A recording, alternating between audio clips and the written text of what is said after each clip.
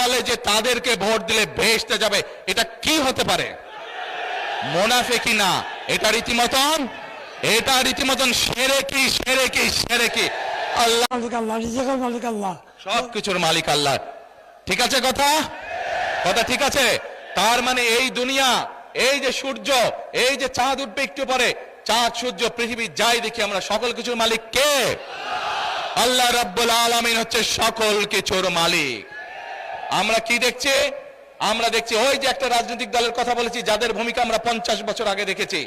আমরা দেখছি এদের কিছু কিছু সদস্য আমাদের নিরীহ মা বোনদের বাসায় গিয়ে গিয়ে, মা বোনদের কাছে গিয়ে কিসের টিকিট বিক্রি করছে? টিকিট বিক্রি করছে, জানেন তো? হ্যাঁ, 1 মিনিট। আচ্ছা মুরব্বী বলেন তো, এই বেহেশত বা দোজখের মালিক কে? আল্লাহ পরমাধিকার। মুরব্বী বলেছে বেহেশত ও দোজখের মালিকও আল্লাহ তাআলা। আপনারা একমত? কারা একমত এটার সাথে হাত তুলেন, যারা যারা একমত এটার সাথে। সবাই একমত, আলহামদুলিল্লাহ আলহামদুলিল্লাহ, আল্লাহু আকবার আল্লাহু আকবার।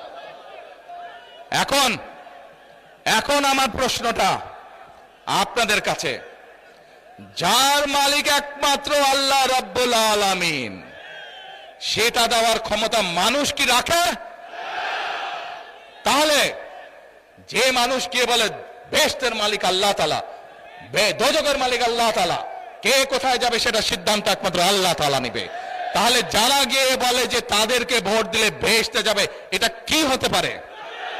মুনাফিকি না, এটা রীতিমতন শিরকি শিরকি শিরকি। আল্লাহর সাথে তারা তুলনা করছে। কাজেই 71 সালে তারা তো মানুষ হত্যা করেইছে, এখন তারা আবার বহুর সাথে তারা তুলনা করছে।